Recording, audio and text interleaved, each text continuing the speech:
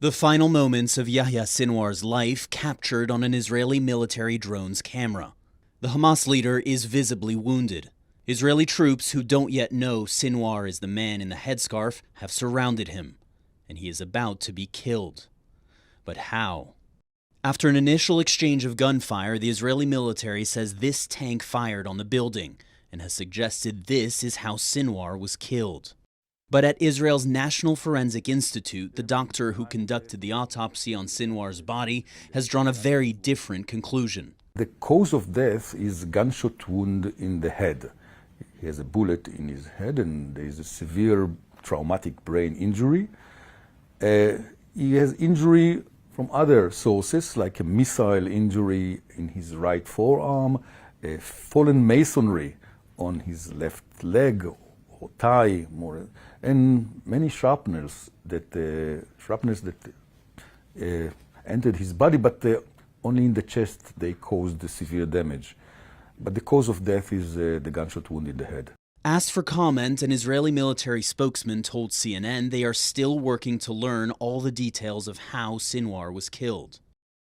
Kugel said he is confident in his analysis. We see the bullet in his head, and there is no another entrance. He was also involved in the DNA analysis that confirmed the body recovered by Israeli troops was in fact Sinwar's. They have a suspicion that this is a Yahya Sinwar, and they sent a sample, a finger, that they cut from his body in order to make the DNA profile. Sinwar's left index finger, cut off of Sinwar's body in Gaza, delivered to Dr. Kugel's lab and confirmed to be a DNA match. This is where Sinwar was killed, in the Tal al-Sultan area of Rafah in southern Gaza. CNN has geolocated this as the building where Sinwar met his end, in an area empty of civilians and ravaged by war in recent months. In this video from the scene, emaciated buildings line a street torn up by tanks as Sinwar's body lies in the rubble. That body has now been taken to an undisclosed military site. It's in the military hands. I don't know exactly where is the place. While the Israeli government decides what to do with Sinwar's body, his final moments are being seen very differently. While some see a terrorist brought to his knees, Sinwar died while beaten, persecuted, and on the run. He didn't die as a commander, but as someone who only cared for himself.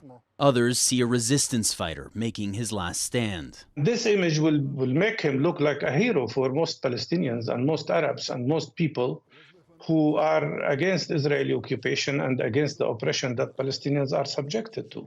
In the end, he lay dead, surrounded by the rubble of a war he helped unleash. Jeremy Diamond, CNN, Tel Aviv.